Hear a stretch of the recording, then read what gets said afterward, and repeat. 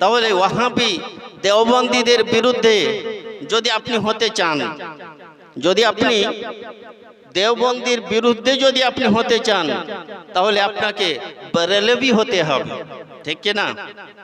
যদি আপনাকে তাবলিগি জামাতের বিরুদ্ধে হতে হয়, তাহলে আপনাকে রেজবি হতে হবে, আলা হযরতের অন্তর্ভুক্ত হতে হবে, তবেই আপনি বাঁচতে পারবেন।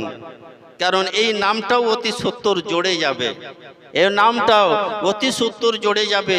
আজকে যারা দেওবন্দি হয় তাদের কিতাবেও তারা লিখছে যে হানাফি, সুন্নি, আহলুস সুন্নাহ ওয়াল জামা, হানাফি, এরাও তাদেরও লিখছে, তাদের বইও লিখছে, তারাও নিজেদেরকে হানাফি বলে, তারাও নিজেদেরকে আহলুস সুন্নাহ ওয়াল জামা বলে, কিন্তু তারা বেরেলভি বলবে না, তারা নিজেদেরকে